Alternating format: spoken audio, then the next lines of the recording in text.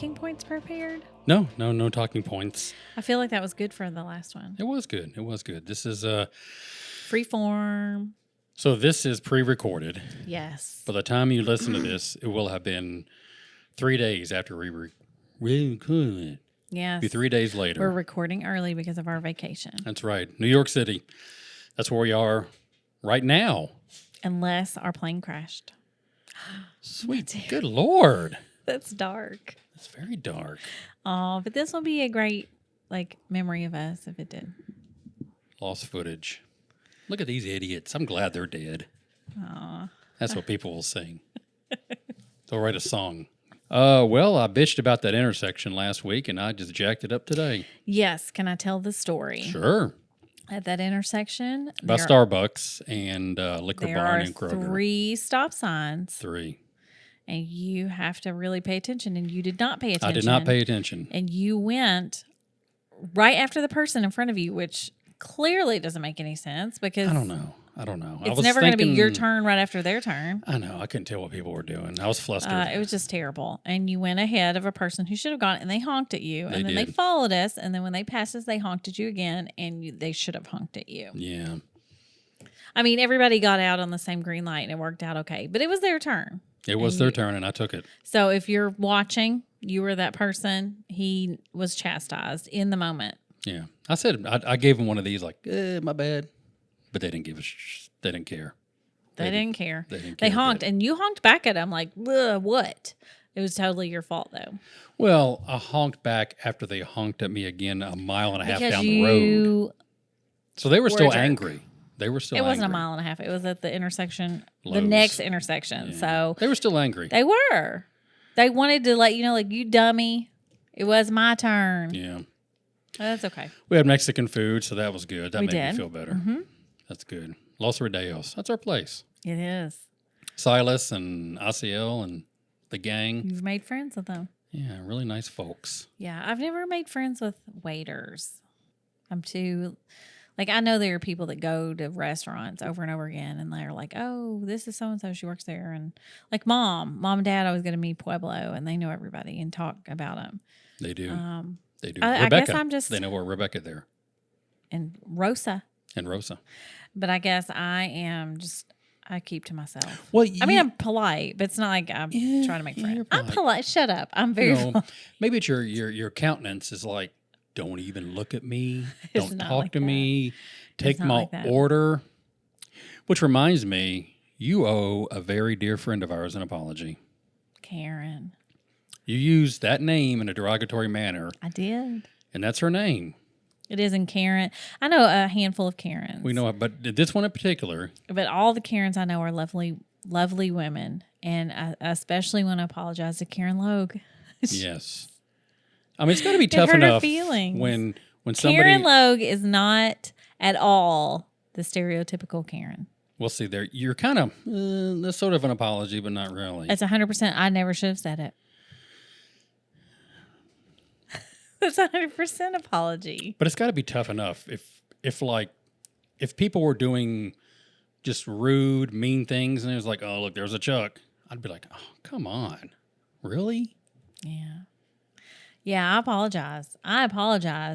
And because number 1, Karen does not deserve it. Not number a bit. 2, Not a bit. Karen's mean, and she will let me have it. Well, it's not mean. But it's deserved.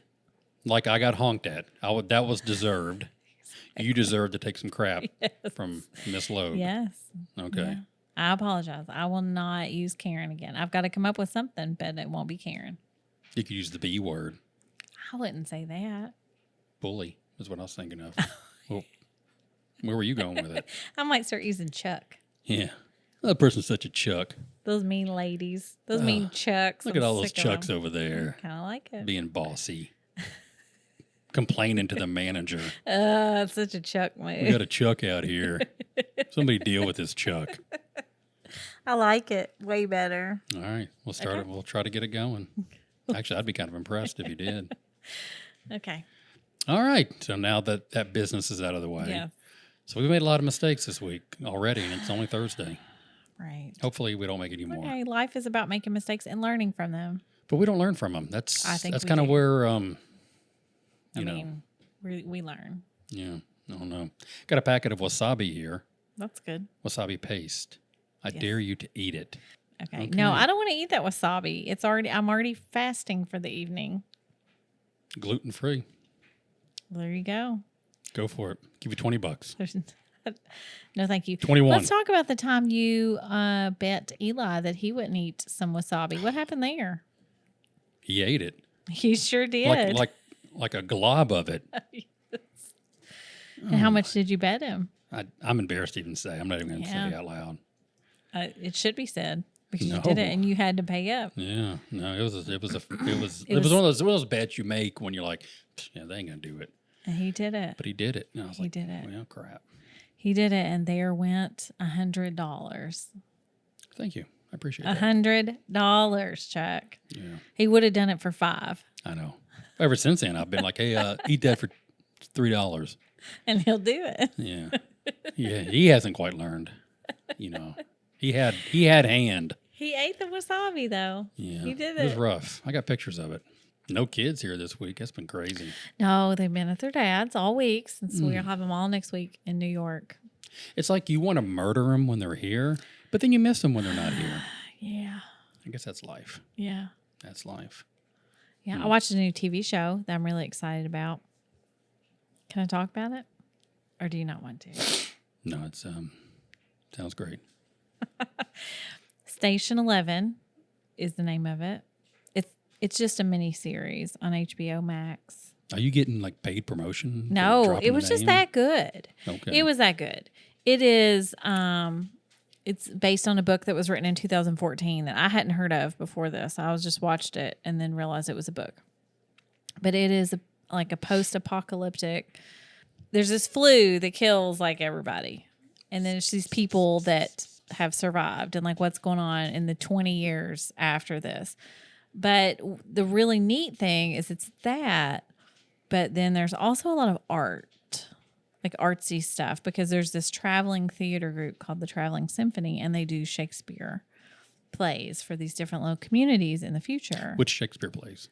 Well, in this show, in this current season that they're doing Hamlet. Oh, there are over 8,000 lines for Hamlet. Well, Hamlet's really thick. I'm talking about the character. Oh, for Hamlet himself. Yeah. Well, these actors like... Is it himself or his self? Himself. His self is not a word. Oh my gosh. It's himself. But... Trying to learn. They just did small snippets of Hamlet. But like the actors were so good. Like it made me want to watch Hamlet with quality actors. Like they were using the Shakespeare language and everything. And it was really like heartfelt. And you could tell like Gertrude and Hamlet and these conversations they were having. It was really good. I'm probably too old to play Hamlet, aren't I? Yeah, you could play his uncle king. What's his name? Polonius? Sure. I don't think it is. I could be Horatio. You could be Rosencrantz and Guildenstern. Oh, we're just going to name characters from Hamlet now, or apparently. You could be Ophelia. Oh, yeah. Get thee to a nunnery. There you go. Yeah. See, I'm ready. There you go, Hamlet. All right. Tell everybody what you did with your jeans last night. That's a fun story. Okay, so I saw on TikTok. Which is where you should get all your life advice from. Continue. There's a lot of good advice on TikTok. Oh, well, I can imagine. There is. I can imagine. Are you ever on TikTok?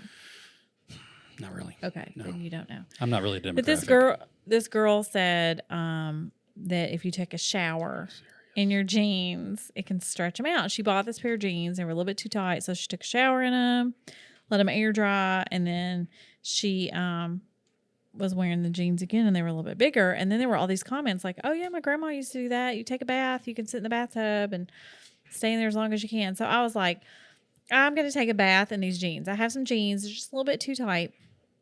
Now, there was some conversation on Twitter about how, like, the new jeans that have a little bit of stretch to them. Extreme motion, that's the kind I get. Yes.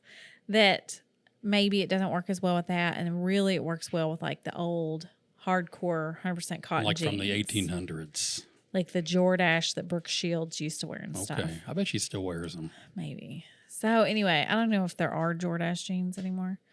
But anyway, so I did it. I got in the bathtub, filled it up, hot water with a pair of jeans. Mm-hmm. And I sat in there half an hour or so. Yeah. I mean, I sat there a long time. Then I got up and I stretched, like I squatted and I high kicked and stuff for a few minutes in the jeans. Good. But I did some stretching and squatting, and then I pulled the jeans off and I let them air dry. And I tried them on today. But they're comfortable. I could definitely wear them and walk around. But now I'm like second guessing myself, like, were they that way before? But I just thought, I could use just a little bit of room in these jeans. Sure. We all could. Yeah. In your jeans. Okay. All right. Well, I guess we're going to end that way? No. Seems anticlimactic. But yeah. We got to have something else to say. Yeah. We need to make the podcast shorter. The last one was pushing 18 minutes. That is a long People don't want podcast. to deal with that crap. No, they don't. But we're very interesting, so I see why you would probably hang on. Okay. Oh, you know what's coming up? What we'll have right before the next podcast is taped is New Thanksmas. Yeah, it's been celebrated, what? Probably 10 years. Last year, we did virtual New Thanksmas. Like bingo or something. But we're doing a hybrid New Thanksmas and St. Easter Pendants Day. St. Easter Pendants Day. Absolutely. Absolutely. Yeah. So I'm excited about that. That'll be fun to do. Shirts and skins, right? Yes. Okay. You are skins. I am shirts. Straight. You damn straight I am. Yeah. So get ready, Millennium Park. Mm-hmm. That's where it's going to be. Okay. Hey, you know what? I mowed the yard yesterday. I saw you do that. That was very nice. That we sowed some grass seed. You sowed some grass seed last year. It is thick. It's like walking on a big green rug. Like good. It's like good grass. Like sod. Like we paid to have sod rolled out or something. And we didn't. No, we didn't. But it was very satisfying. We have a couple of fertilizers too. We do. We do have some canine fertilizers. Yes. Doing their stuff. They are. But man, it was thick grass. Mm-hmm. Like the hair on my head. Yep. Yeah. And 30 years ago. It was satisfying to mow. Yeah. Okay. All right. I think we're going to call it. We're going to keep this a short one. Okay. You're getting sleepy. It's getting there has to be more to say. Yeah, we can pick it up. We can talk about our trip next week after we get back. What if it's boring? The newsletter's coming out 3 days ago. Oh, Taylor trash? Yeah. So, that's almost like an obligation now at this point. Oh, but people love Taylor Trash newsletter. The 30 people that read it regularly. There are people who read it in all walks of life. I have people comment to me from all different situations. All walks of life. They comment to me about reading Taylor Trash. Well, I've geared it towards walks of life. So I don't know what that means. I don't know. I'm trying to. Yeah. You say that enough and it sounds weird. Walks of life. Well, yeah. But a lot of different people read it and comment like, "Oh my gosh, I saw this," and the hardest thing for me to find in the newsletter is like the did you know or the fun fact. That's always hard because I try to be a little bit controversial, but not mean. You try to be like, guess what? We came from apes. We have a common ancestor with apes. Yeah, we didn't come from apes. We have a common ancestor. I know. With apes. And There's a difference. That. I know. There's or you're like, people should wear masks. I never said that. That was never any of my did you knows. You have coronavirus stuff in there. Just saying to be smart, just to take care of yourself. Yeah. I did, and guess what? I got coronavirus. I did as well, and I did not get coronavirus. Yeah. I even took care of you.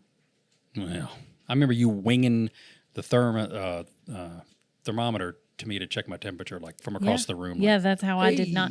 But I also, Eli had COVID at the same time, and I had to place the thermometer on his head while he just talked to me without a mask. And I just had 2 masks on. And it's not like him. Usually he looks out for other people, so I'm surprised he did that. I got caught up on Me TV and Grit. Yeah. I was never been a Western guy, but I watched Good, the Bad, and the Ugly, Sabato, classic stuff. We had 2 movies when I was a kid. We had a VCR, but we were very thrifty and never bought movies. And one of them was a Western. It was Angel and the Bad Man. And I had a cartoon. I had Little Lulu. But it was Little Lulu was on there. And Little Lulu skipped school and played hooky and went fishing. And then she died. What? Yeah. little Lulu, I love you. Something happened. She fell asleep. Well, there's a little difference, sleeping and dying. Little Lulu fell asleep. They're kind of similar, but they're like different. The devil was telling her something, and an angel was telling her something. I remember that. But there were cartoon. There was a Humpty Dumpty cartoon on there, but this Humpty Dumpty built a wall that went all the way up to the sun because they thought the sun was full of gold. And then he got up there and he hit the sun with a hammer, and it was lightning, and he fell down. And then there was little Lulu who did that. And then there was little Audrey. Little Audrey had red hair. Little Lulu had black hair. And little Audrey, I think little Audrey did something where she had to get in a boat and come back through whipped cream from the devil's food cake. I'm hearing it, but I ain't believing it. But anyway, those are the only 2 movies we had at our house. So wow. A Western and that. Okay. Well, and then we recorded Return to Mayberry off of the television. And so I watched that repeatedly. I do okay, what happened in that? I watched Andy Griffith last night. What happened in Return to Mayberry? You said great movie, but I don't think he's watched it. What happened in the movie? Tell me the plot. I don't know. Tell me the plot. I haven't watched it. I was just trying to... You really haven't watched it? I was trying to move it along. Yeah. Oh, it's good. I did, but it was, 30 years ago? 40. Yeah. No, not 40. 35. Yeah. Yeah. Yeah, Andy moves back to town. And married Thelma Lou? He did. No, Barney married that's Thelma Barney. Lou. But Andy was married to Helen. The teacher? Yes. And then Opie and his wife were having a baby. Mm-hmm. And Otis was sober. Ugh, ridiculous. And he drove the ice cream truck. And Howard was still a reporter. I think Otis went to AA. I don't think so. He may have. But he was sober. Ernest T. Ernest T. was the highlight of Return to Mayberry because there was a guy who ran the restaurant named Wally Butler. One time, Wally Butler gave Ernest T. a jacket, like a dinner jacket. And Ernest T. put it on, and he opened it up, and he goes, "Ooh, this is a Wally Butler. Well, this is surely the finest quality ever made." And I remember that line. It was funny because it had Wally Butler's name in it. But Ernest T. thought that was the brand. When the ratings come in for this podcast, surely the finest quality my prediction ever made. is they will be through the roof. You know what? When Ward, I bet the people Little listening Lulu, to this. Return to Mayberry, some TV show you're watching on HBO. HBO. Mm-hmm. Oh, this is... Look, I think that the theme of this podcast is I have watched some very quality television throughout the years. We recorded off TV. I'll tell So you had the commercials on there too, right? No, because Dad watched it live while he was recording it and then would pause it during the commercials. Wow. So we got little snippets of commercials. And I do remember there was a Wendy's commercial that you got just a little bit of, and it was for a chicken sandwich. And it was for the spicy chicken sandwich. And so it was like this big? No, it was like this curtain opening up, and the song was chicken, chicken. There's a brand new club in town. I guess it was the chicken club. It was, and I remember like enjoying that little snippet of commercial. Chicken. Wonderful. Yeah, so there you go. That's nice. That's nice. We'll end That's on that me note. at 9 years old right there. We'll end on the Chicken Club burlesque show. Okay. All right. So you're listening. Wendy's don't even have that anymore. No, they don't have a lot of things they used to have. Chicken. Yeah, great. Chicken. Okay, you guys have a great week. Goodbye.